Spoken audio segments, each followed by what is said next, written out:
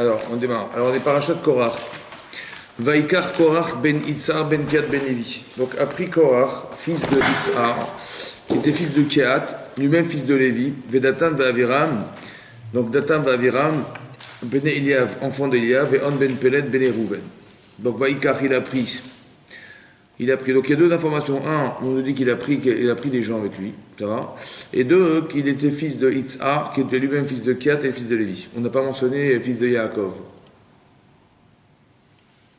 Ok. Alors Rashi explique quoi Vaikar il a pris, qu'est-ce qu'il a pris. Alors Rashi explique Vaikar Korach. Rashi dit Lakar et Atzmo. Il a pris, en fait, il s'est pris lui-même. Pas qu'il a pris, il s'est pris lui-même. La kareta smol et tzadechad d'un côté, liot nechrag mitoch haïda pour se séparer de l'assemblée, l'ahorer à la keuna. Ouais, pour revendiquer le fait d'être Kohen Gadol. Donc c'est quoi? Ben, la carte qu'il a pris, il n'a pas pris en fait, il s'est pris lui-même. Il s'est séparé du groupe, il s'est séparé, il s'est marginalisé. Vezet Targumo, c'est ce que traduit le Targum, Odkelos Veit Paleg. Vous avez vu dans la marge à gauche, il y a le Targum, la traduction araméenne de Vaikar. Alors, il a traduit Veit Peleg. Palag en hébreu, ça veut dire palag en araméen. Quand on dit pliguer dans la Gemara, pliguer c'est qu'ils sont en discussion, en marloquette, en division. Veit Paleg, il s'est divisé. D'accord? Donc il n'a pas traduit Vaikar qu'il a pris, mais Veit Paleg, il s'est divisé. Il s'est séparé en fait. Ça va?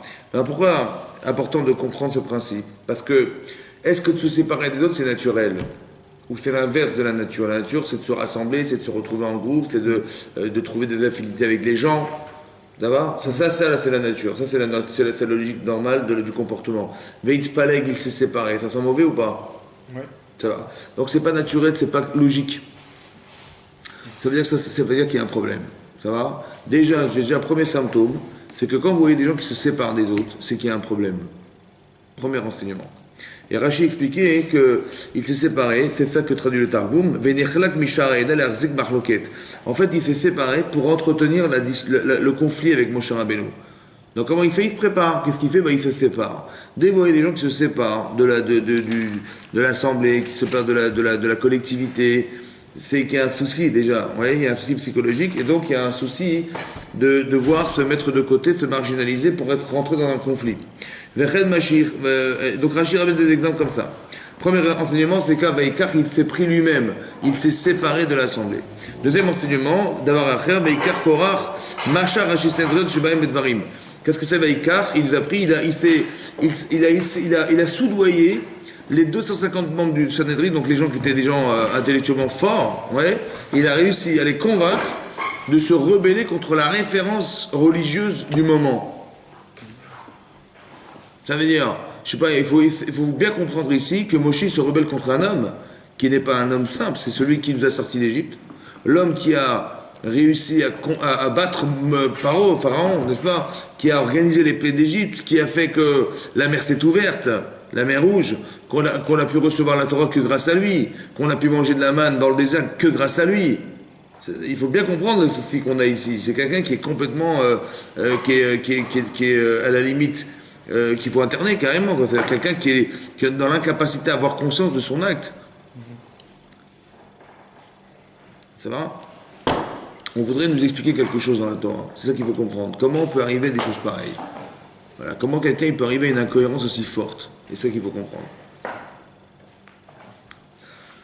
Donc il y a deux explications. Vaikar, ça veut dire soit il est capable de se séparer pour créer un conflit, soit il a une force de conviction tellement énorme qu'il est capable de tourner la tête à tous les gens qui l'entourent pour arriver à l'opposer à Moshe Rabbeinu qui est la référence. Vaikar, il a pris. Donc il avait un Vaikar, parce qu'il est marqué Ikru imachem devarim, prenez avec vous des paroles. Vous voyez, quand on fait teshuva, on se parle en fait. Vous voyez, mais on essaie d'argumenter, ouais, pour essayer de faire teshuva. Il est marqué Vaikar, ça veut dire pareil.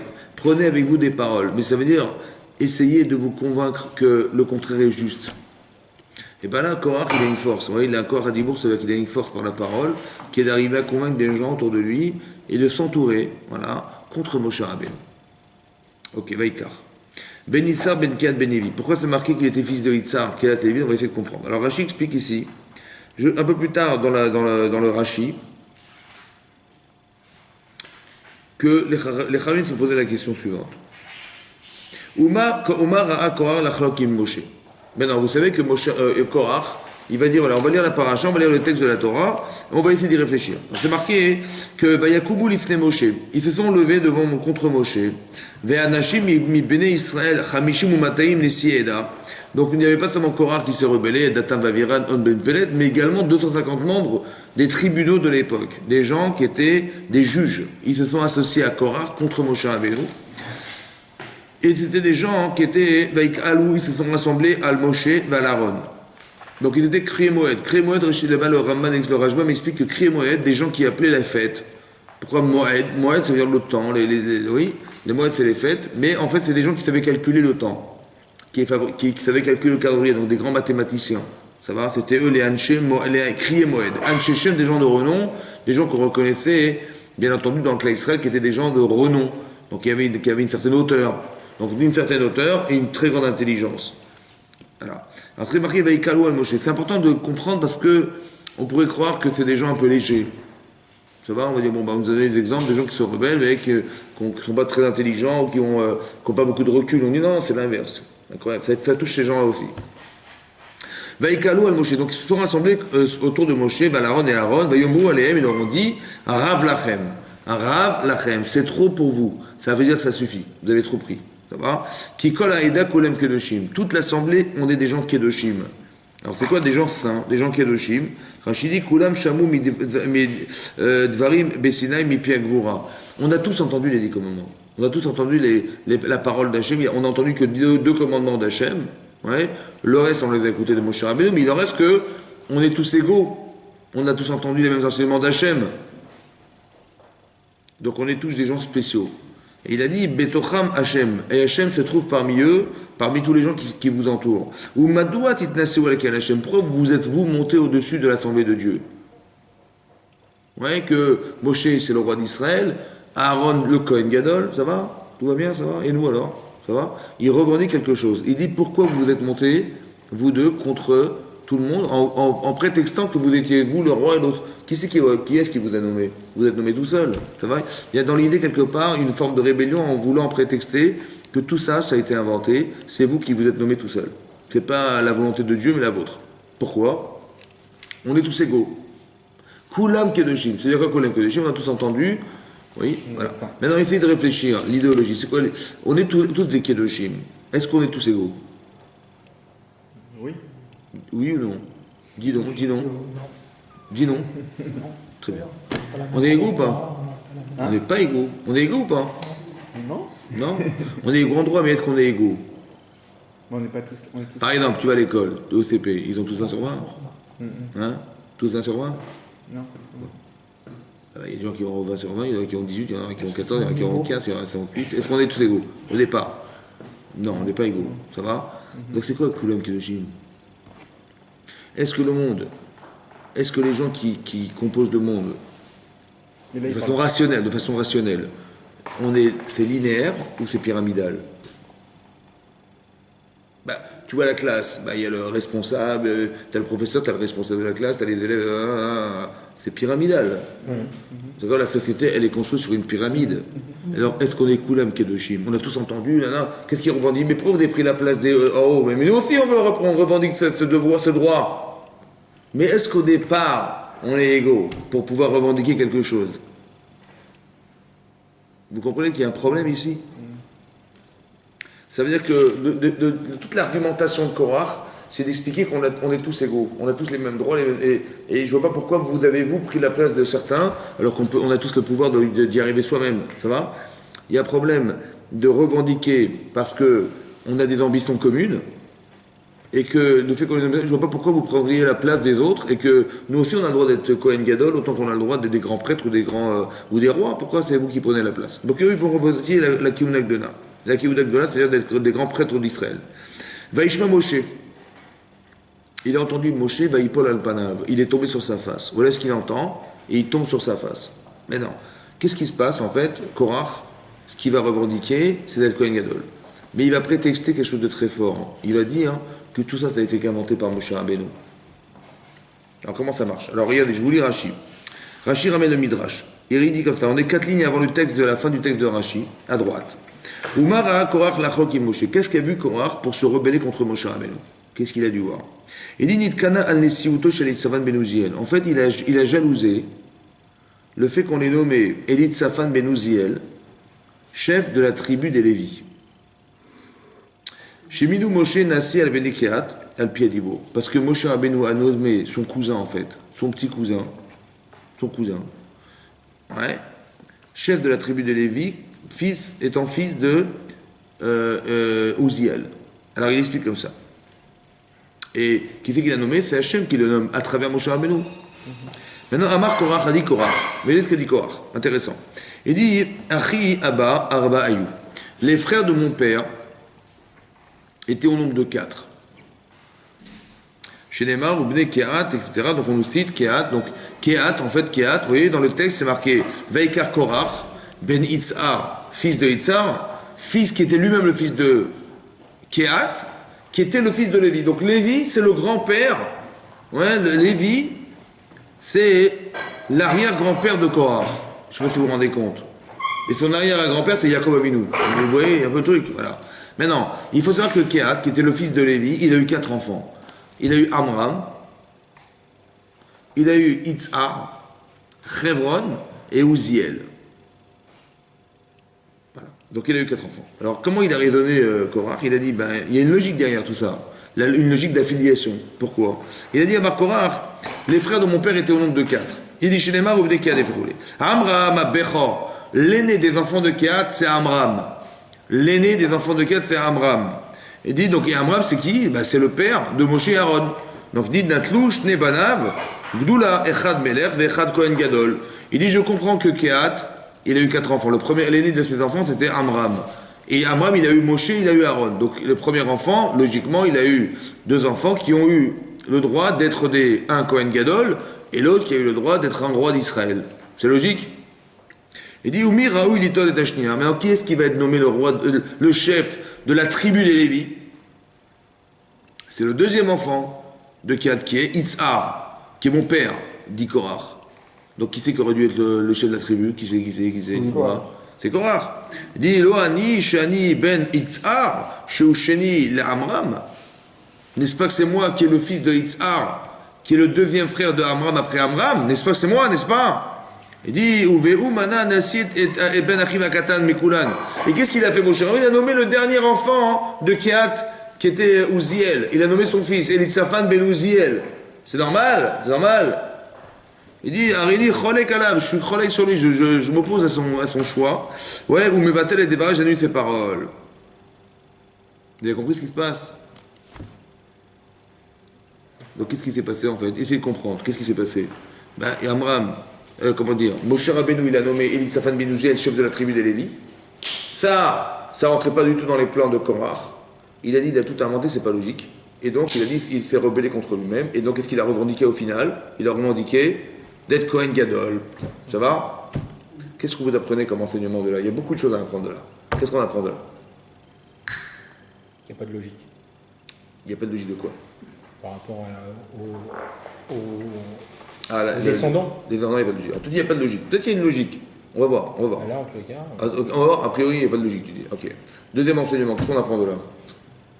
Dites-moi, qu'est-ce qu'il veut, Korach? Il veut quoi? Il veut devenir quoi, lui? Il veut devenir quoi? Kohen Gadol. Mais son vrai problème, c'est Kohen Gadol. Son vrai problème, c'est Kohen Gadol. C'est de quoi? Son vrai problème, c'est d'être chef de la tribu de Lévi. Maintenant, si moi, j'écoute Korach, je dis, mais comment ça Kohen Gadol? Comment ça Kohen Gadol? En vérité, c'est ça qu'il veut, vous êtes Kohen Gadol? Mais non. Kohen Gadol n'est que l'expression d'une frustration de ne pas avoir été un chef de la tribu de Lévi. Qu'est-ce que vous apprenez de là? Ben, vous apprenez de là un truc très simple. C'est que le discours des gens ne correspond pas forcément à ce qu'ils voulaient te dire au départ. Ça veut dire que ce qu'ils disent peut-être que n'est que la conséquence d'un problème qui est déjà beaucoup plus en amont, qui les a frustrés au départ. Donc si tu viens répondre à ce qu'ils t'ont dit, ça ne marche pas, tu vas te faire du hors-sujet. Vous comprenez ou pas? Vous avez compris? C'est-à-dire qu'il faudrait que toi, tu comprennes que possible que son problème, ce soit ce qu'il te dit, possible qu'aucun rapport, ça n'est que la conséquence d'une frustration qui l'a obligé à vouloir se venger contre quelque chose, etc. etc. Donc si tu réponds à la question, ben, il faut répondre à la première frustration et pas répondre à la deuxième préoccupation qui est d'être Kohen Gadol. Vous comprenez ce que je veux dire? Donc, mais comment tu vas le savoir? Ben, tu vas questionner. Et tu vas voir l'incohérence de la personne. Et c'est là que tu vas te rendre compte, tu vas dire, attends, c'est pas ça ton problème, c'est autre chose ton problème. Vous avez compris? C'est pas logique, donc il y a forcément quelque chose derrière. Il faut comprendre que les gens raisonnent comme ça aussi, pareil. Que ce que les gens nous disent ne sont pas forcément les choses qui sont les vraies problématiques. Peut-être que ce n'est que la conséquence d'autre chose. En tout cas, je vois qu'il a été frustré quelque part. Ça va? Il a été frustré quelque part. Et cette frustration profonde, elle a amené à se rebeller contre Moshe Rabbeinu au point de se rebeller contre une référence aussi grande que celle-là. Qu'est-ce qu'on apprend de là? Normalement, est-ce que c'est normal que cet homme il ait une attitude pareille? Ça vous semble logique, vous, dans la vie, de voir comme ça des gens qui vont se rebeller à l'extrême contre des représentants du peuple? Non. La démarche, est-ce que c'est un Yitzhara anormal, ça? Est-ce que c'est un Yitzhara anormal? Non. Non. C'est quoi les Yitzhara anormal? C'est petit à petit. Ça va? Quelque part, Yitzhara aujourd'hui il fait une petite affaire à la main, un petit truc machin, et après, la personne se dégrade. Mais là, on voit qu'il est complètement extrémiste, là. Vous voyez? Comment ça s'explique? Parce que l'extrémisme exprimé par Korach est la forte concentration de frustration profonde qui fait que le type il perd tous ses moyens. Vous comprenez ce que je veux dire? Que l'émotionnel est tellement puissant qu'il n'arrive plus à réfléchir. Ou bien il va utiliser son intelligence au service de ceux qui lui mettent du bâton dans les roues. Très important de comprendre que quelqu'un qui est déstabilisé à ce point, vous voyez, comme ça, il peut être un homme très très brillant, mais parce qu'il est intelligent, s'il était bête, il n'aurait aucun problème. Mais c'est parce qu'il est intelligent qu'il va essayer d'argumenter tout ce qui fait qu'il va pouvoir retomber sur ses pattes et récupérer ce qu'il a perdu. Par frustration au départ de quelqu'un qui va lui mettre des bâtons. Moshe lui met des bâtons. C'est-à-dire qu'il est dans une logique où il va se retrouver quelque part, dans le fait d'être chef de la tribu de Lévi. Et tous ceux qui vont vouloir mettre des bâtons dans cette perspective de réussite, il va les éliminer, au d'office. Vous avez compris comment ça marche? Mais non, moi je vous pose une autre question. Pourquoi Korach, Korach, il s'est nommé chef de tribu, logiquement par filiation? Oui, c'est ça ou pas? Il a dit, mon père c'est Yitzhar, qui est le deuxième enfant de Kehat. Logiquement, si Amram, il a eu deux enfants que chacun, un il a été roi, l'autre il a été Kohen Gadol, c'est logique que moi je sois à la suite de ça, c'est moi qui vais être le chef de la tribu de Lévi, c'est normal ou pas? Oui. Maintenant je vous pose une question à vous. Dis-moi, pourquoi tu crois que la logique, c'est une logique de filiation et pas une logique de compétence? Qui t'a dit à toi que parce que tu es le fils d'un tel que tu vas être le chef de la tribu de Lévi? Peut-être c'est pas ça.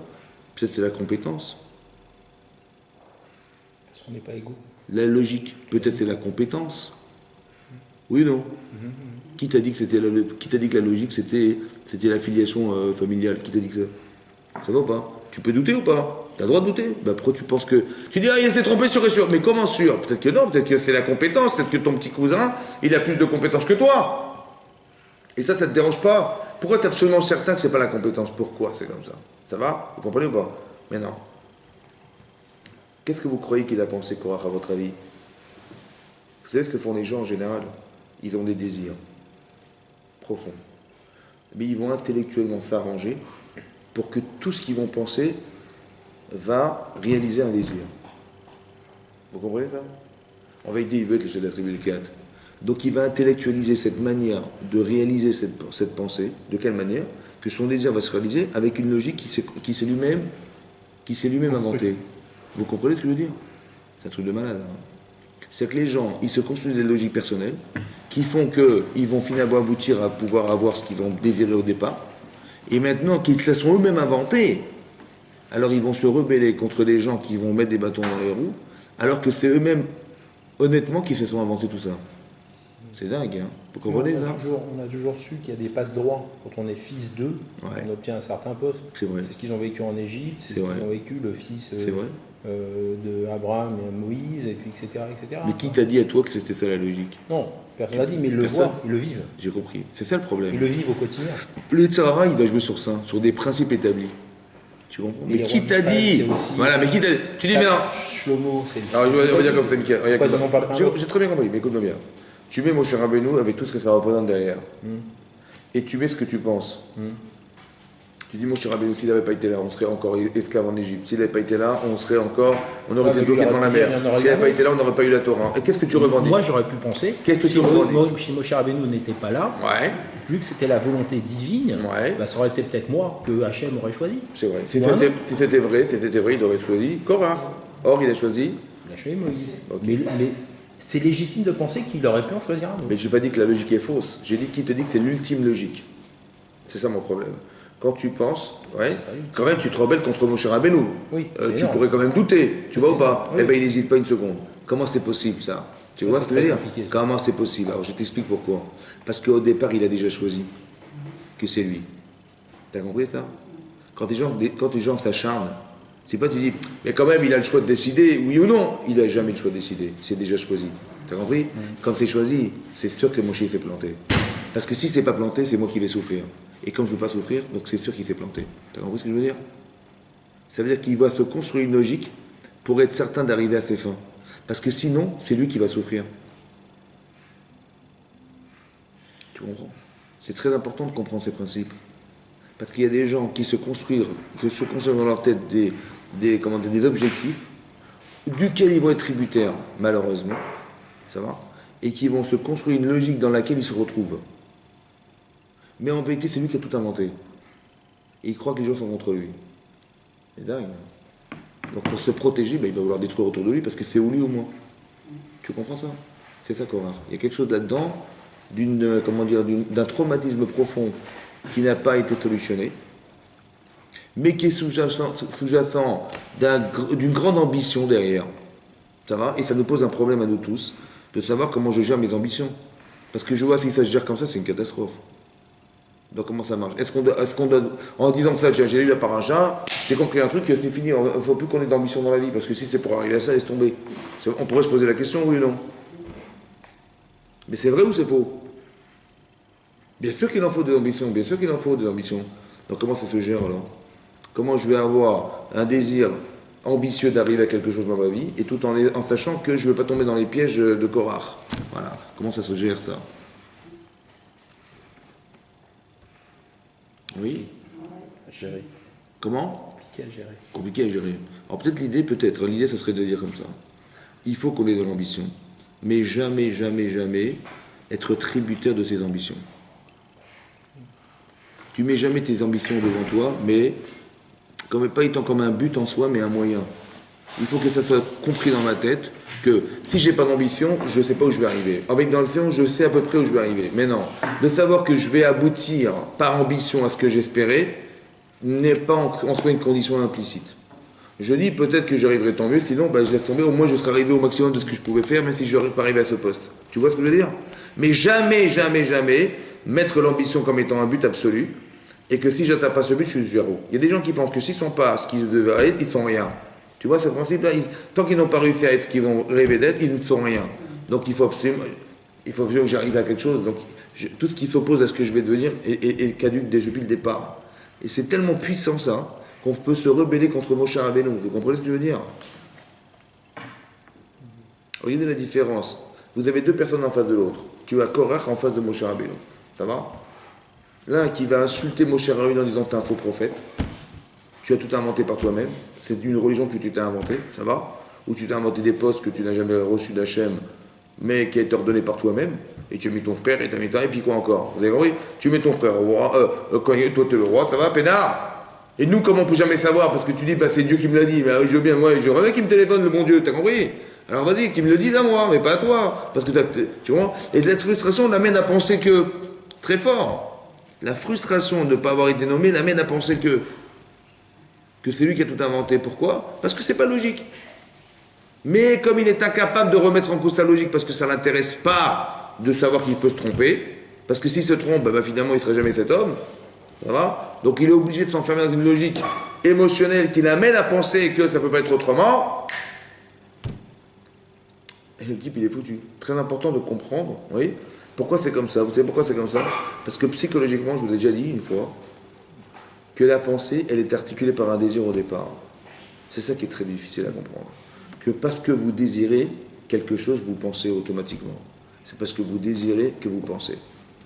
C'est parce que vous désirez que vous pensez.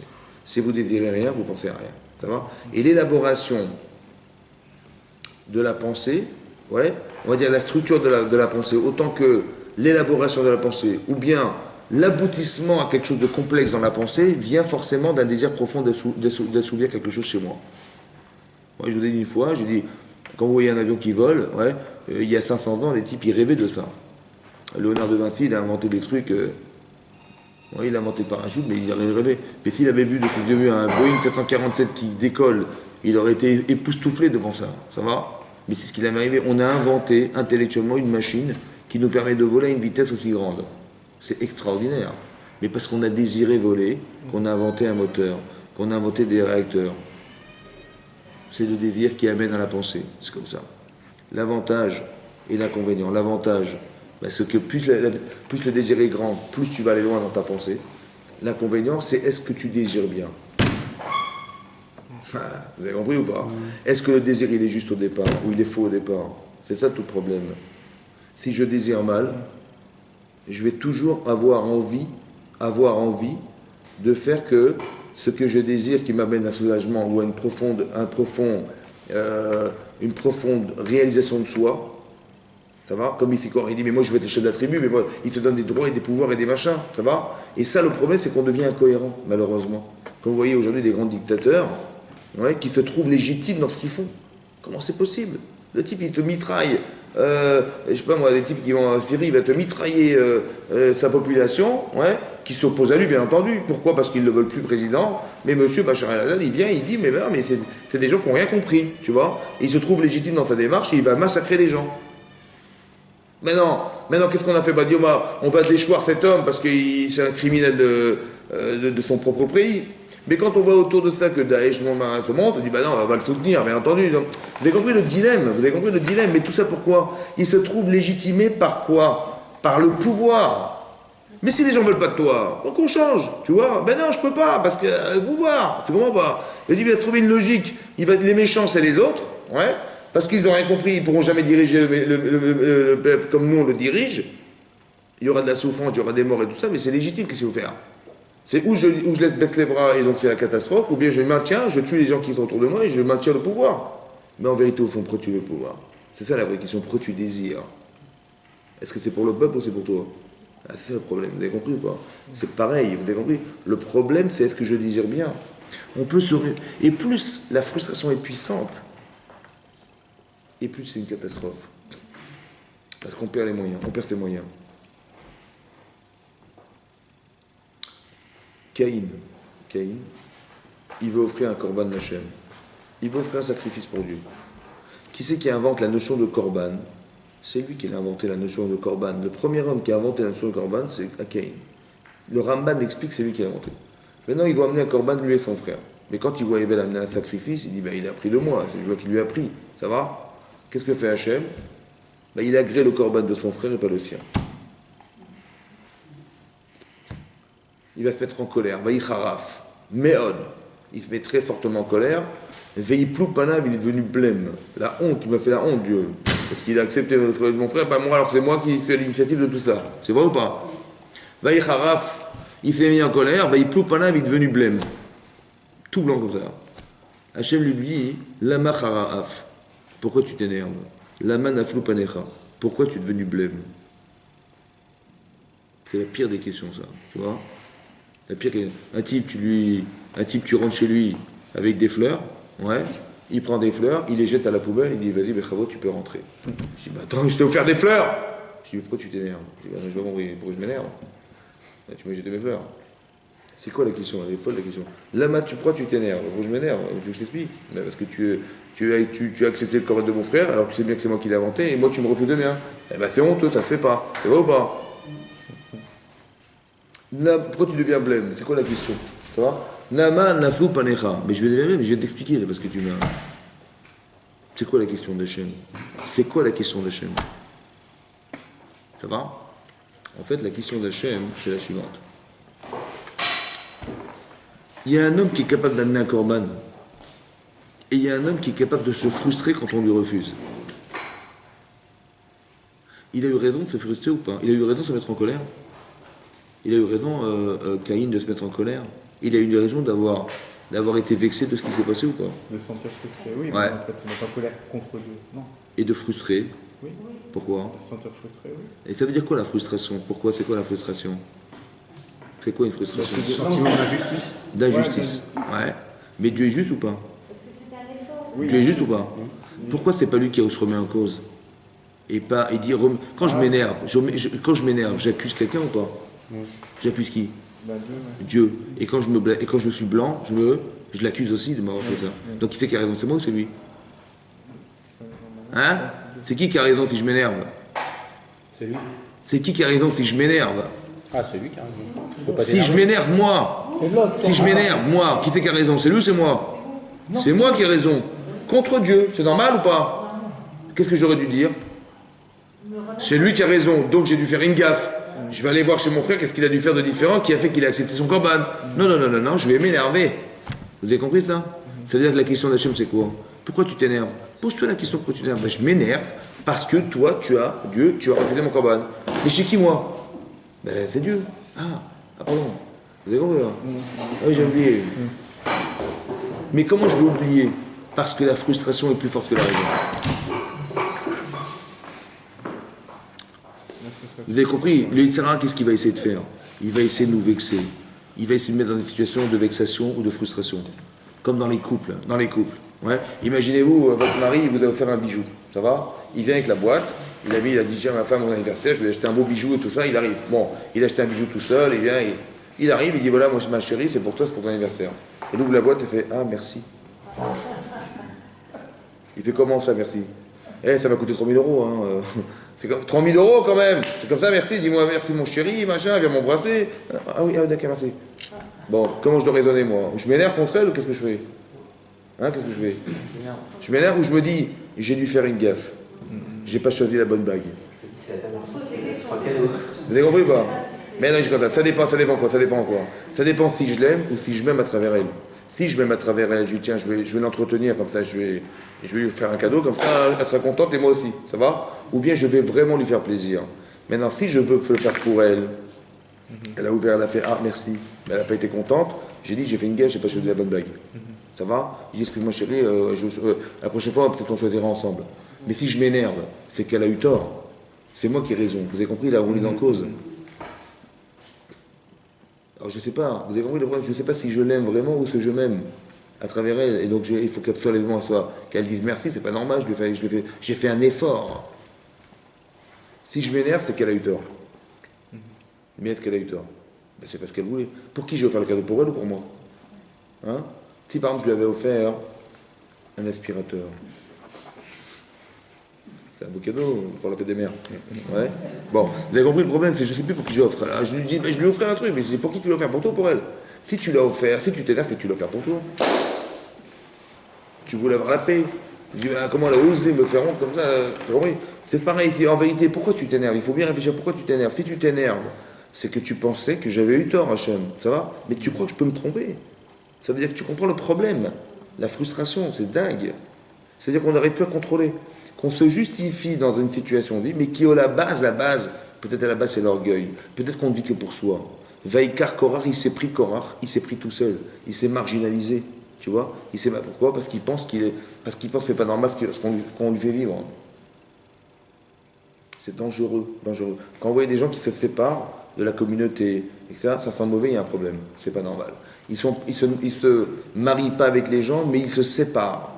Et ça, c'est un souci pour moi qui est un symptôme évident d'un problème mental au départ, de relationnel avec l'autre, qui est révélateur d'un symptôme profond, comme on voit ici de Korach, tu vois. Il s'est séparé pour se diviser, en fait. Mais non. Regardez ce qu'a dit la Torah. Vaishma Moshe Vaipol Alpanav.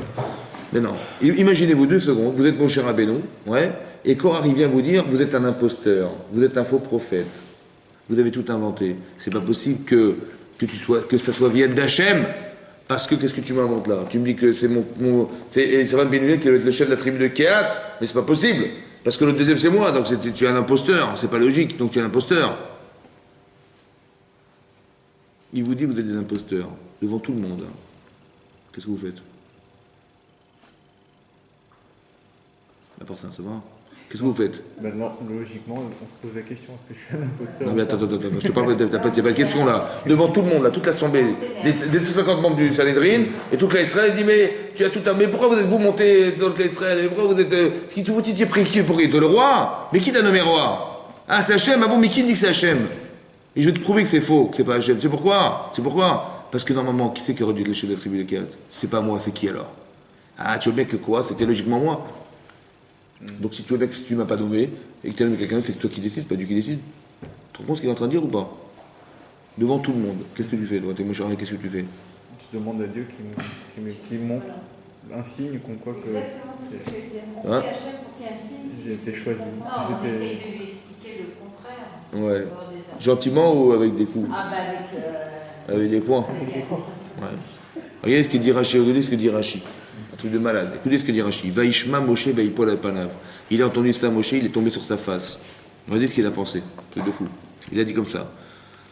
Vaipol Alpanav, il est tombé sur sa face à cause du conflit qu'il avait avec Korach. Il dit Shekvar Ze Beyadam Sirachon Rivi. Il dit c'est la 4e faute qu'ils ont fait là. Il dit Moshe Rabbeinu. Sirachon, c'est la saleté, la puanteur. La 4e. Chatou Baegel. Ils ont fait la faute du veau d'or. Hachem, il voulait tous nous détruire ou pas? Il a prié Moshe Rabbeinu. Vaïchal Moshe pour les sauver. Ok. Bétolénim, ils se sont plaints dans le désert. Il a dit, tu vois, il n'y a pas de viande, il n'y a pas de trucs, on en a marre de manger de la manne. Ils se sont plaints ou pas? Qu'est-ce qu'il a fait Moshe? Il a prié encore une fois. Ouais, il va être palais le Moshe. Après, ma Meraglim, la faute des explorateurs. Qu'est-ce qu'il a dit Hachem? Et qu'il dit, écoute, c'est terminé, je vais tout détruire, on va recommencer tout à zéro avec toi. Et là, il est marqué, si tu fais ça, efface-moi de ton livre. Pardon, il a dit, mais les gens vont dire que tu vas détruire Israël dans le désert. Ils vont dire, les goïms diront que Dieu est faible. Pourquoi? Parce que bon, il arrive en Israël, il voit qu'il peut pas, il élimine tout ce qui existe, tu vois. Il va dire, mais non, mais il va dire, pourquoi les gens diront que je suis faible? Mais j'ai ouvert la mer Rouge. Il dit, mais devant combien de rois tu as ouvert la mer Rouge? Devant un roi, le roi d'Égypte. Mais là, il y a 31 rois en Israël. Les gens diront, tu vois, 31 c'était trop, il a laissé tomber. Il a dit, Salarti Kidvarecha, je vais pardonner par tes paroles, que les gens ils vont penser que je suis faible, ouais, et ça va être Achilou Hachem, alors je vais les laisser vivre. Ça c'est quand ils ont fait, ça c'est les Meraglim, les explorateurs. Après il dit maintenant il est marqué, maintenant quand il a vu que Korach avait toute l'assemblée, il a baissé les bras. Il a dit, qu'est-ce que je vais dire à Hachem? Il ne savait pas quoi dire. Ça va pour essayer de sauver ces gens-là, ça va? Il dit, mais vous imaginez ou pas ce que je vous raconte là? Il se fait insulter, mon cher Rabbeinu. Vous savez ce qu'il dit? Il tombe par terre, il dit, mais qu'est-ce que je vais dire à Hachem pour lui sauver sa vie à celui-là? Vous comprenez ou pas? C'est un truc de fou, quoi. L'autre, il l'insulte carrément devant tout le monde. Il tombe par terre, il dit, mais qu'est-ce que je vais dire à Hachem pour pas qu'il meure? Vous imaginez l'humilité qu'il a? Comment un homme, il arrive à ça? Comment un homme, il arrive à ne pas être victime de ce qu'il entend sur lui? L'autre, il est frustré d'entendre sur lui qu'il n'est pas le chef de la tribu de Kehat.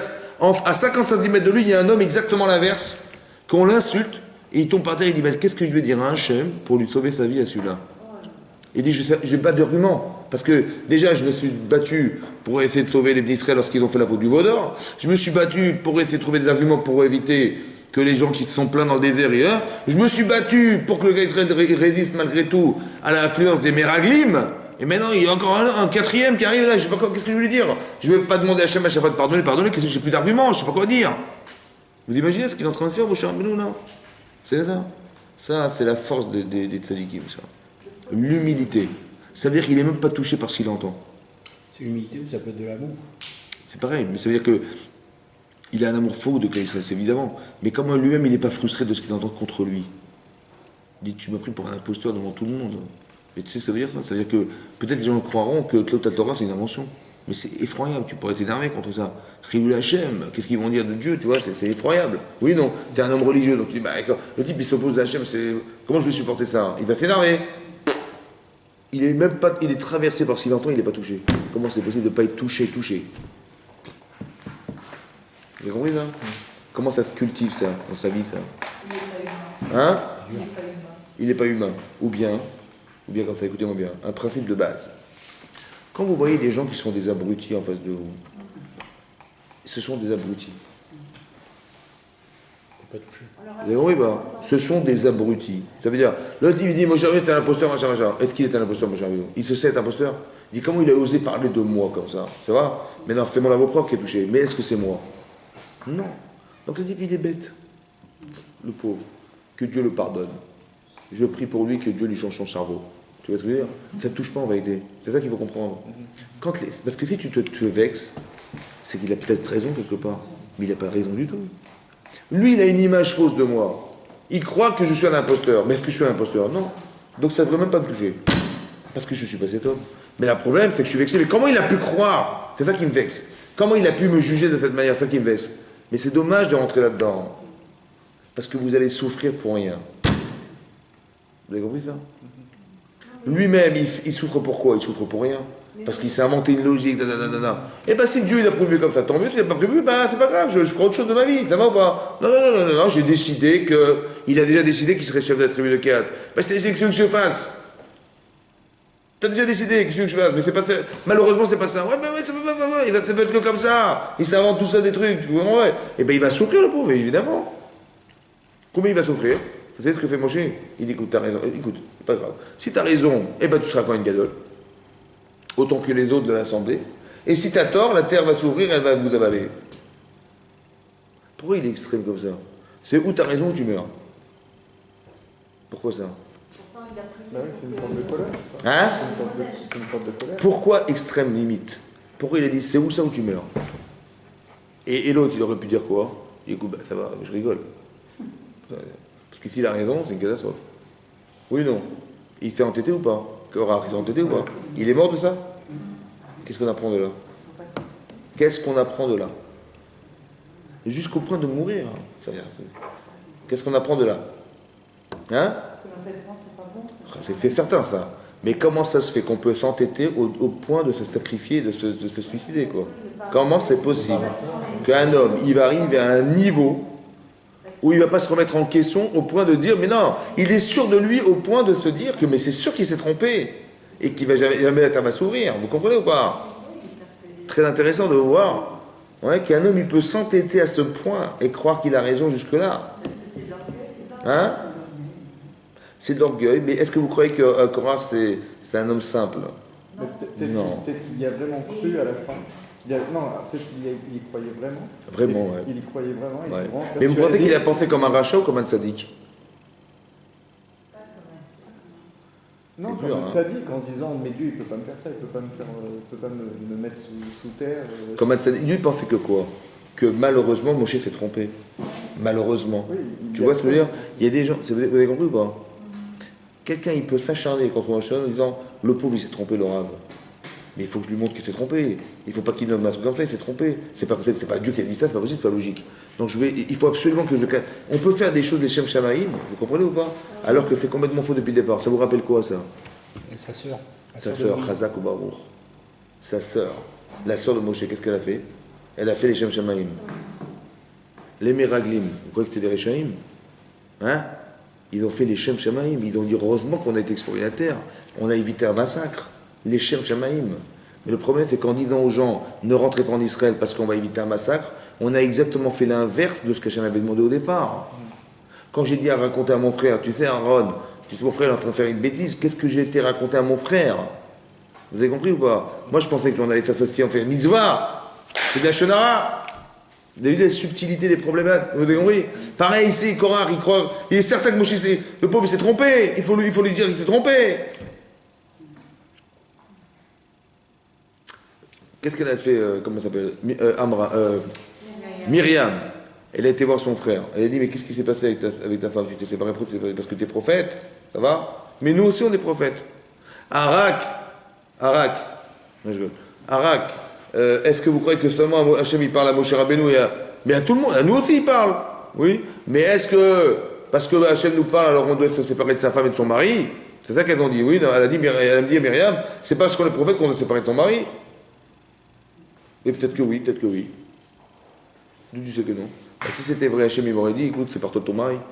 Alors il me l'a dit, Hachem, il m'a jamais dit. Donc, si Hachem ne m'a jamais dit, moi, Myriam, de me séparer de mon mari parce que je suis prophétesse, donc, qui c'est qui lui a dit à Moshe Rabbeinu?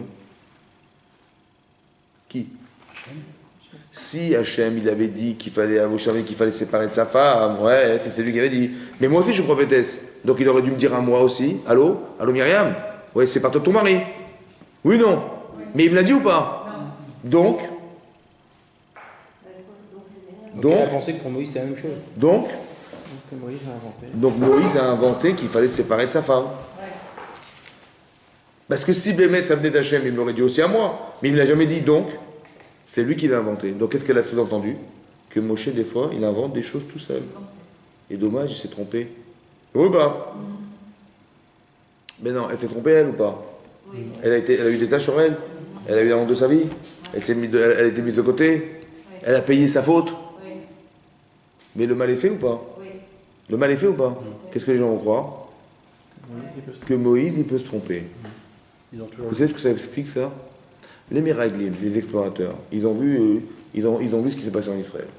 Je sais pas, ça vous fait peur ou pas? Il y a des géants, il y a des machins, c'est un problème. Qu'est-ce qu'on va dire aux Israël?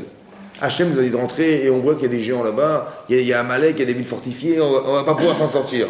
Vous êtes les Miraglim. Vous n'allez pas aller voir Moshe Rabbeinu en disant, écoutez, il y a un problème, Rav, voilà ce qu'on a vu, qu'est-ce qu'on dit au clé Israël? Vous avez un problème ou pas? Pourquoi ils n'ont pas été consultés, Moshe Rabbeinu? Eux, ils ont été directement par rapport à Israël, ils ont dit, vous avez une initiative personnelle, ils ont dit, vous savez, heureusement qu'on vous avait envoyé, voilà ce qui se passe là-bas. Mais qui t'a dit de parler? Va voir Moshe Rabbeinu, demande-lui si c'était juste ou pas de le dire. Pourquoi, à votre avis, ils n'ont pas été consultés, à votre avis? Je pense qu'on a égratigné son image. Le Lachon Hara. Vous avez compris? On est pareil. Vous avez compris? On est pareil. À quoi ça sert d'aller... Il va dire comme moi, évidemment. Mais qui t'a dit? Vous avez compris? On ne se remet pas en cause parce qu'on est l'égal des autres. Parce qu'on a égratigné l'image. On a amoché. Moché. Vous avez compris? C'est ça le problème. Et ça, c'est ça le problème. Vous avez compris? On a amoché son image. Voilà. Et ça, c'est grave, c'est grave. Pourquoi les Miraglim n'ont pas été voir? Pourquoi Korah, il se permet de faire un truc pareil? Tu inventes des choses. Peut-être c'est très grave qu'au départ, le Lachon Hara de Myriam, vous voyez ce que ça a comme conséquence. Peut-être qu'il y en a des conséquences jusqu'à aujourd'hui. Jusqu'à aujourd'hui, peut-être. Qu'on remet en cause des rabbinim et tout ça, parce que qui me dit qu'il ne se trompe pas? Vous avez compris le problème? C'est-à-dire c'est très profond, c'est très grave. Ça veut dire qu'il y a une logique comportementale qui est alimentée par des éléments qu'on a vus et qu'on a constitués, qui vont alimenter des comportements. C'est grave, hein? Vous avez compris? Korah. C'est marqué, vous savez, là c'est marqué qu'il a été il a jalousé Élie de Safan Bounouziel. La source du problème, oui, c'est la jalousie. C'est marqué dans Pirkei Avot. Pirkei Avot. Il y a trois choses qui sont motsim et tadam. Il y a trois choses qui font sortir l'homme du monde.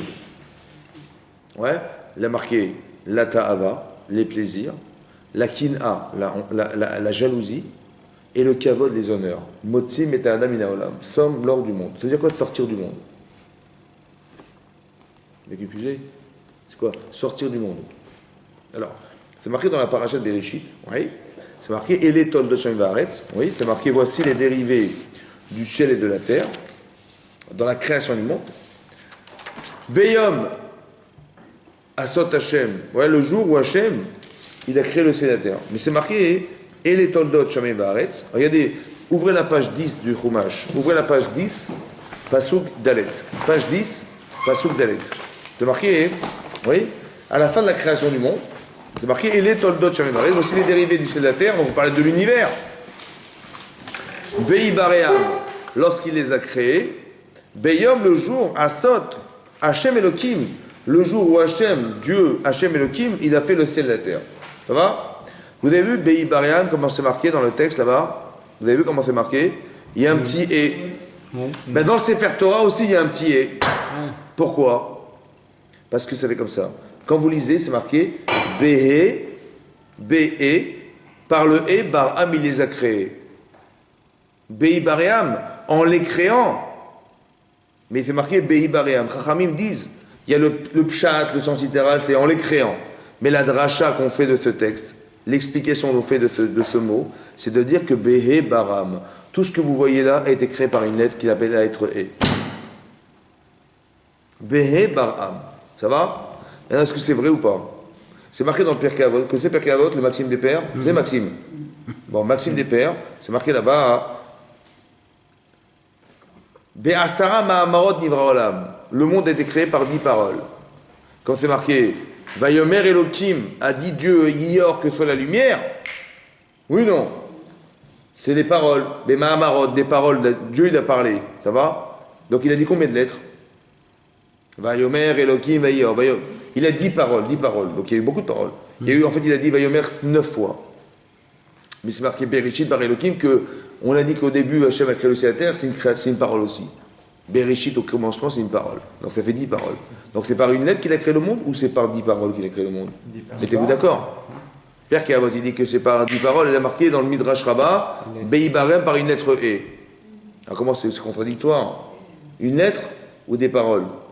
Une lettre ou des paroles? Hein? Non? Oui, 2 fois 5? 10. 3 fois 5? 4.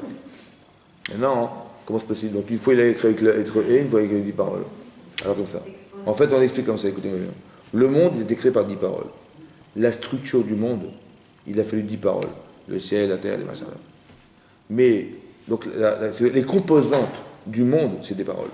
Mais la structure du monde, c'est un et.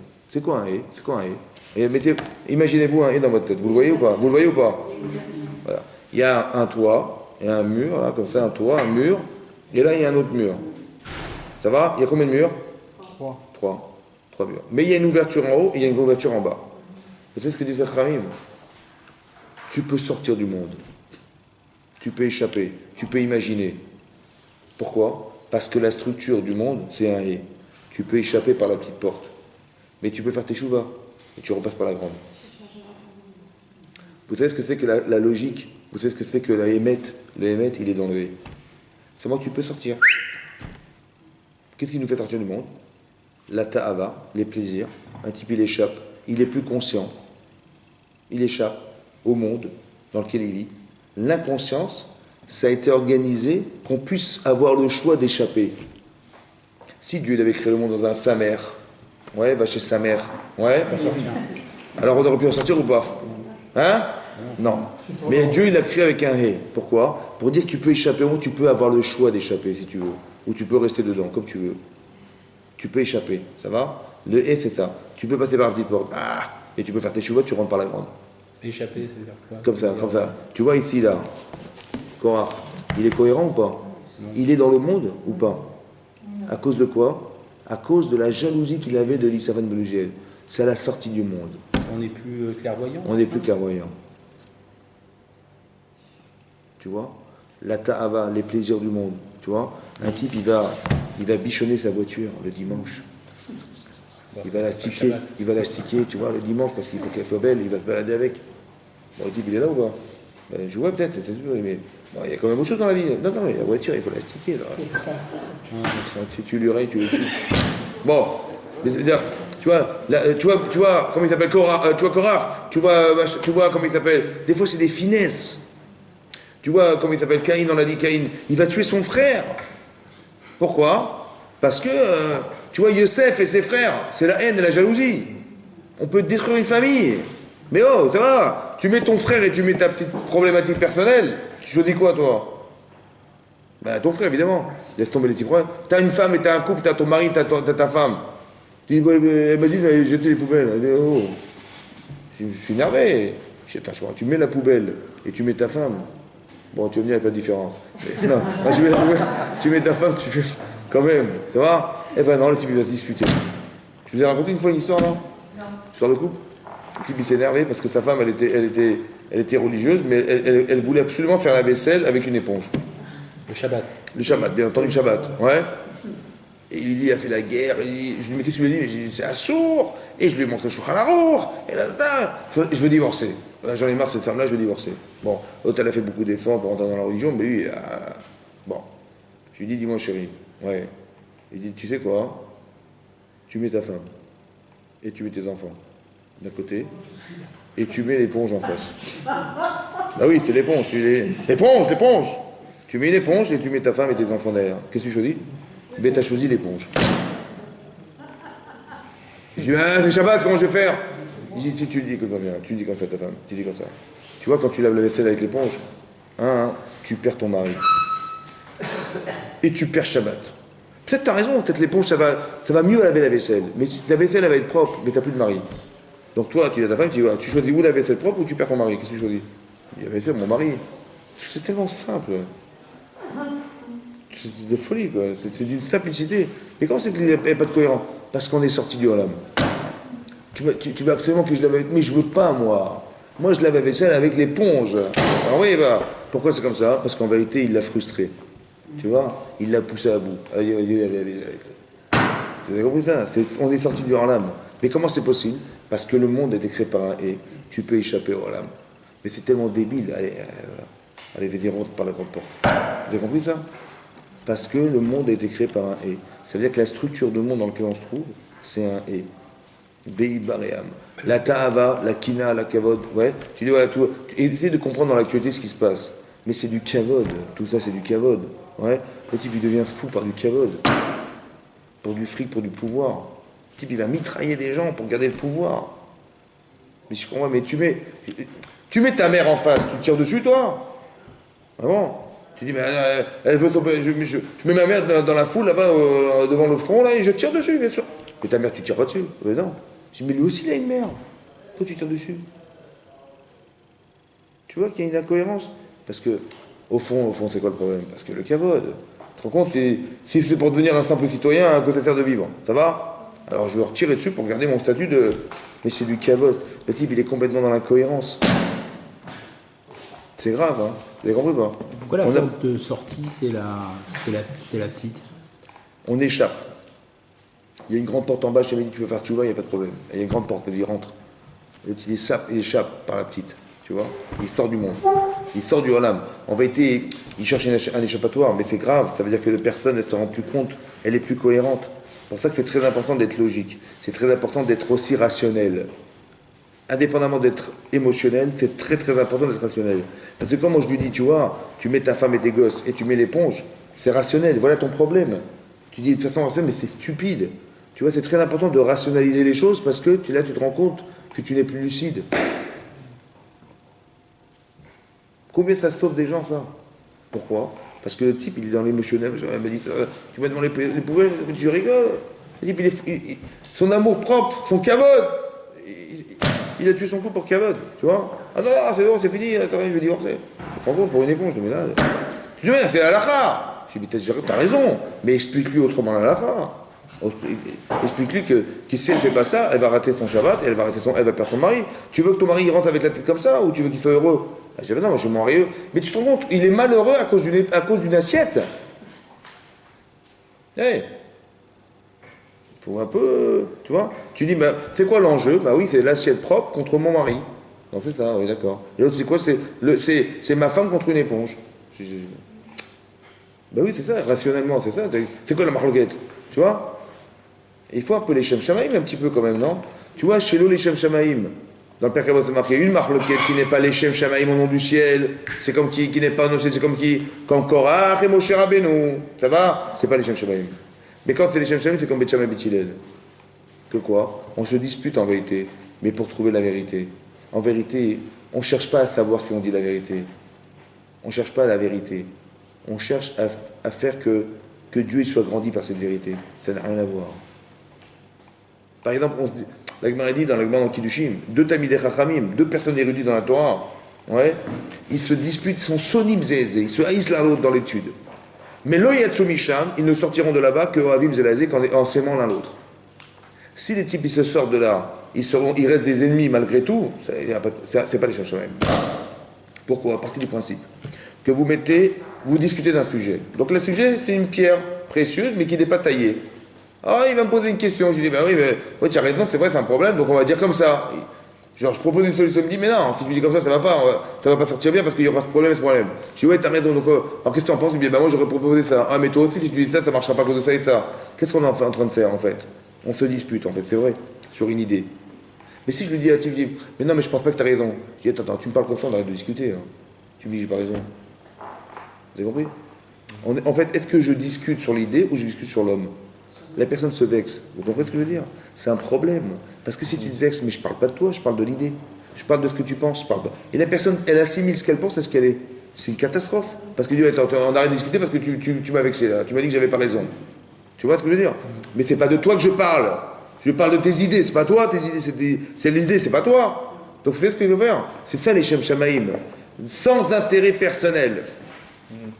Mais non, au final, quand on aura bien discuté ensemble, et on voit la beauté du bijou qu'on a sorti de notre discussion. Pas fantastique? Oui. Ben, merci beaucoup d'avoir posé la question, merci d'avoir donné la réponse, merci d'avoir reposé la question sur ma réponse, et merci beaucoup de tout ça. On sort, on s'aime. Vous comprenez ou pas? C'est ça la différence. Parce que c'est pas pour moi, c'est pour la chose, c'est pour les émettre, la vérité des choses, c'est pas pour moi. Eh ben, je me trompais, j'ai appris même dans mes erreurs. Pas qu'il m'a vexé parce qu'il m'a dit que je m'étais trompé. Vous avez compris la différence? Il m'a vexé, mon cher Rabbeinu, parce qu'il m'a dit que c'était pas moi le chef de la tribu de Kehat. Eh ben, tu vois ce que je vais lui faire. Je vais me rebeller au point où je vais lui enlever la Keuna, moi. Est-ce que Moshe, il était assez accessible pour qu'il lui en parle? Mais Vadaï, c'est sûr, c'est sûr. Tu as vu comment il tombe par terre? Il préfère qu'on l'efface de la Torah plutôt qu'on détruise le cas d'Israël.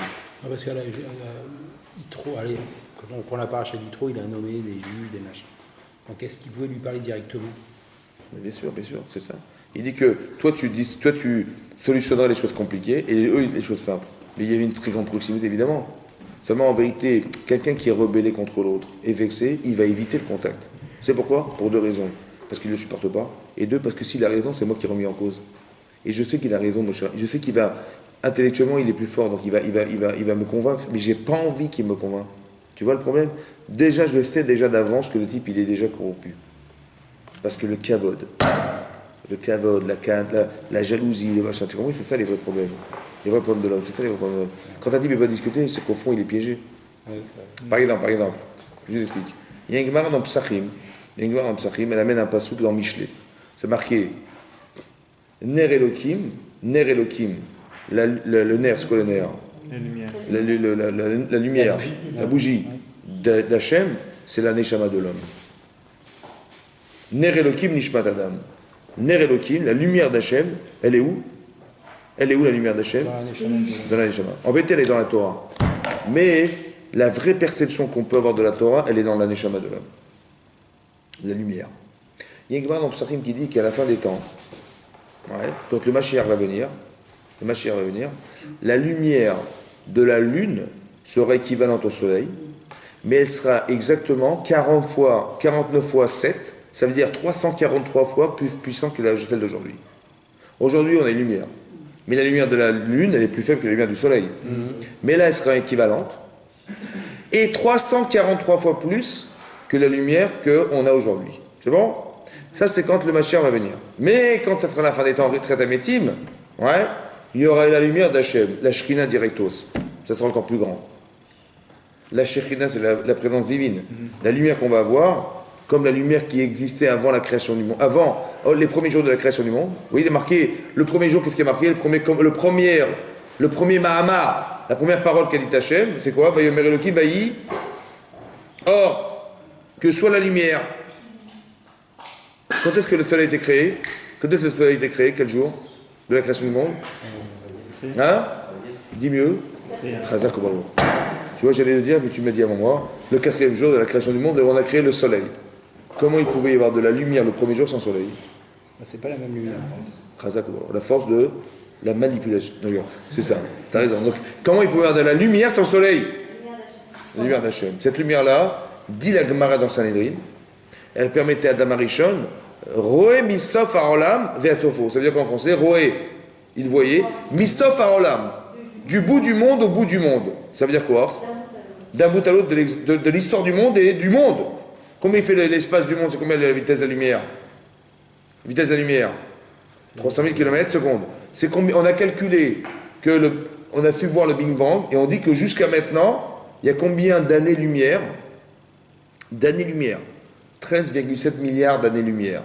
Depuis l'instant où on a vu cette lumière jusqu'à maintenant. 13,7 milliards d'années-lumière. 13,7 milliards multiplié par des années, 365, lumière, la seconde c'est 300 000 km/s. Vous imaginez la distance ou pas? Vous imaginez ou pas?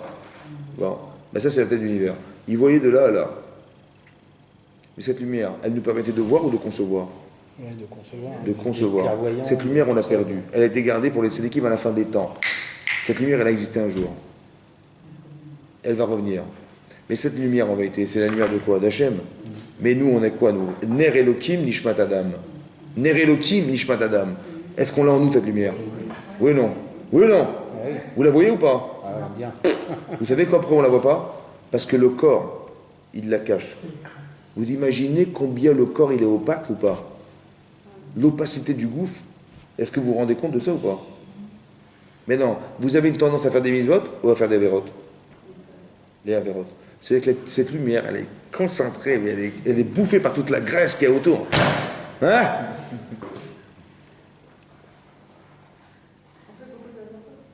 Vous comprenez ce que je veux dire ou pas? C'est-à-dire qu'on a une lumière intense énormissime en nous, mais qui dort, parce que le corps, il la bouffe. Ça va? Mais non, la lucidité, c'est quoi? C'est d'étudier la Torah pour un peu faire un petit, on va dire, un petit fil de lumière qui est en nous pour essayer de retrouver cette lumière. Donc la cohérence, elle est là. L'incohérence, c'est que le corps, il prime sur cette lumière. Vous avez vu que le type, il devient fou, ouais? La ta'ava. La ta'ava, c'est quoi la ta'ava? Le désir. Il est corporel ou intellectuel? Le kavod. Et la jalousie. Et bien ça tue l'homme. Ça va? C'est-à-dire que le type, au lieu de renforcer sa neshama, qui a de la lumière, il renforce son corps. Et le type, il devient complètement... Ça veut dire incohérent, c'est-à-dire qu'il a un sechel, son cerveau, mais qui est subordonné à son désir. Le type, il est foutu. Il devient carrément Korach. Vous avez vu Pharaon. Tu peux essayer de lui parler un peu un jour? Tu peux lui parler? Tu dis d'un côté, il y a des millions de personnes qui sont des esclaves, mais d'un autre côté, et qui vont peut-être mourir comme ça, esclaves. Hein. Et d'un côté, tu gagnes du pouvoir et de l'argent, parce que ça te coûte pas un centime. Tu mets l'argent, et tu mets ton pouvoir, et tu mets des gens qui sont esclaves à vie. Qu'est-ce que tu choisis, toi, intellectuellement? Tu dis, je laisse tomber l'argent et je les libère, ou non, je les garde, et je les garde esclaves, et comme ça je conserve mon argent. Ça ne me coûte pas un centime. Ça, je dépense rien. Je les garde esclaves, comme ça je dépense rien, ou je dis, c'est pas grave. Je vais perdre l'argent, c'est pas grave, mais ils vont être libres. Qu'est-ce que tu fais, toi? Tu mets l'argent, la liberté. Qu'est-ce que tu choisis? Hein? La liberté. Moi, c'est la liberté. Mais si tu étais paro, tu aurais choisi quoi? Quand Moshe vient te dire, toi, Moshe Rabbeinu, toi, tu es un pharaon, l'homme le plus puissant de la terre. Tout l'argent du monde a été concentré par le chef dans ton pays. Tu es l'homme le plus puissant du monde. Tu es le dieu du Nil. Tu as fait croire aux gens que tu es du Nil. La part de Nassa des gens, c'est toi. Tu as un pouvoir politique, un pouvoir social, un pouvoir économique. Ça va? Que de l'argent. Et un monsieur, deux messieurs viennent te voir et disent voilà, il faudrait libérer les 15 millions d'ouvriers qui sont là-bas dans votre chantier. Pourquoi faire? Pour recevoir la Torah sur mon Sinaï, il y a 3 jours de marche de chez vous. Qu'est-ce que tu fais? Hein? Qu'est-ce que tu fais? Tu dis pardon? Qu'est-ce que tu fais? Tu lâches ou pas? Pourquoi? Un orgueil. Attends, tu te rends compte qu'il m'a demandé, il m'a demandé de perdre des millions. Et qui c'est qui va les remplacer? Et ils vont y avoir des manifs. Ils vont dire, mais les fous, ça, voilà. Oui ou non? Tu supporterais de les laisser partir? Oui ou non? Pourtant, tu m'as dit tout à l'heure, mais du vadaï, le kavod, de machin, t'as compris l'incohérence. Je crois même qu'au-delà de ça, il devait penser que de toute façon, ce qu'il me raconte, c'est pas légitime parce que s'ils sortent, ils vont mourir parce qu'ils dépendent plus de moi. Et c'est moi qui les protège, c'est moi qui leur donne à manger, c'est moi qui les fais vivre. C'est vrai, les pauvres, ouais. Il finit par y croire, ouais. Mais c'est ça, c'est comme Korach, il s'invente une logique. Ouais, on s'invente une... Pourquoi? Parce que par intérêt de ne pas lâcher. Si le type il est bête, il veut dire bah oui, pourquoi pas. Et s'il est intelligent, c'est l'inverse, tu te rends compte? L'intelligence contre soi. Au départ, on se ment et après, on finit par y croire. Mais ouais, sûr, comme lui, il y croit, vous savez? Très important, ça, vous avez compris pas? Ça veut dire qu'on nous demande d'être intelligent ou de faire attention à être intelligent sans être tributaire de ses désirs. Comme des hommes politiques qui vont faire l'ENA, et quand ils sont au pouvoir, t'entends des scandales. Mais comment le type, avec une intelligence pareille, il sort de l'ENA, l'élite de la France, le type il te fait des trafics à droite à gauche, mais c'est honteux. Tu vois, l'autre il est ministre de l'économie, ouais, et il te trouve des comptes en Suisse et des machins que le type il est en train de fouiller, qui sait qu'il y a des comptes ailleurs. Mais lui il a des comptes ailleurs. Mais comment tu es aussi incohérent que ça? On ne vient pas par hasard d'Afrique du Nord. Quand même. Mais oui, c'est ça le problème. C'est-à-dire que les gens, ils ne se rendent pas compte. Et d'où vient cette incohérence? Parce qu'encore une fois, pareil, ton sechel subordonné au désir. T'as compris? Tant que tu n'arrives pas à te détacher, t'es foutu. C'est ça l'objectivité. T'as compris? Quand tu te détaches, tu réfléchis, tu dis, ouais, ben, c'est n'importe quoi. Tu mets des millions de personnes pour un pouvoir d'un homme tout seul sur la terre. Mais Vadaï, laisse tomber. Ça va? Vadaï, il faut laisser libre. Ben non, c'est l'inverse, tu vois. C'est l'inverse. C'est un truc de fou. Tu vois jusqu'où ça va? Et combien ça va? Tu lui envoies des plaies, 1 plaie, 2 plaies, 3 fois, tu détruis son pays, le type il tient tête, hein. Pourquoi? Parce que la honte, si je lâche, encore une fois, t'as compris? Si je lâche prise, c'est la honte pour moi. Mais c'est exactement ce problème qu'on vit. Mais c'est Korach. Vous avez compris les mécanismes? C'est Korach. Donc si tu as compris ces mécanismes, tu comprends comment tu comprends comment tu tombes dedans et tu comprends comment tu t'en libères. Parce que quand tu mets en balance les deux, tu dis mais n'importe quoi. Tu dis même, tu peux quand même douter quand même que tu te trompes un jour, des fois le dimanche ça t'arrive. Mais tu peux te dire que je me suis trompé, peut-être qu'il a raison, mon cher Abelot. Pourquoi tu pars du principe que tu as absolument raison? C'est bizarre, non? Et quand tu as raison, tu détruis des perspectives de choses qu'il faudrait répondre un jour. Parce que si tu as raison, donc si Moshe a tort, comment c'est que c'est lui qui a reçu la Torah? Comment c'est qu'il nous a sorti? Comment ça c'est que Dieu est toujours avec lui? C'est bizarre, quoi. Alors qu'il a tort. Hein. Tu comprends? Ça veut dire que j'ai pas envie de penser. J'ai pas envie de penser que j'ai tort. Parce que si j'ai tort, tout est remis en cause et j'ai pas envie. C'est très grave. Le désir, je n'ai pas envie de croire que j'ai tort. Parce que ça me fait souffrir. Et quand je ne veux pas souffrir, donc je m'entête. Les gens qui sont têtus, en fait, des gens têtus. Et plus les intérêts sont forts, plus l'entêtement est grand. Donc il ne faut jamais être têtu. Mais c'est certain. Mais dans le mauvais sens, c'est-à-dire qu'il faut libérer du désir pour ne pas s'entêter. Tu vois? Tu dis au final, pourquoi tu t'entêtes? Parce que tu veux garder le pouvoir? Parce que tu vas avoir raison? Tu vas avoir raison? Mais regarde les souffrances que ça occasionne derrière. C'est dommage. On perd notre rationnel parce que tu veux garder du pouvoir. La bêtise. Tu veux avoir raison, l'éponge, tu perds ta famille. Tu as raison, j'ai raison, tu as raison, mais tu perds ta famille. Alors essaie de réfléchir. Quand tu vas te retrouver tout seul dans ta petite baraque et tu vas arrêter les gosses une fois toutes les 2 semaines, l'éponge, t'as compris? Réfléchis 2 minutes. Tu vois? Et bien là, tu vas dire, ouais, tu as raison. Bah, c'est vrai, j'ai raison, mais je peux te dire autrement. Et on va gagner que El Frey Shabbat, et d'un côté, on garde notre couple en bonne santé. Tu comprends pas? C'est ça qu'il faut comprendre. C'est ça qu'il faut comprendre. Ne pas subordonner à l'entêtement, à vouloir avoir une position dans sa vie. Donc chaque fois qu'il y a une marque loquette, il faut se remettre en question? À chaque fois? Bah oui. Parce que quel est l'enjeu de la marque loquette? Quel est l'enjeu du conflit? C'est quoi l'enjeu? Qu'est-ce que tu gagnes, qu'est-ce que tu perds? C'est ça qu'il faut regarder. Tu dis, ah mais je gagne ça. Peut-être que vouloir toujours gagner, bah, tu vas beaucoup plus perdre. Faire attention. C'est ça l'enseignement qu'on tire de Korach aussi. Vous avez compris? Azakou. Comment? Mais c'est ça l'enseignement, parce que par intérêt, c'est l'intérêt.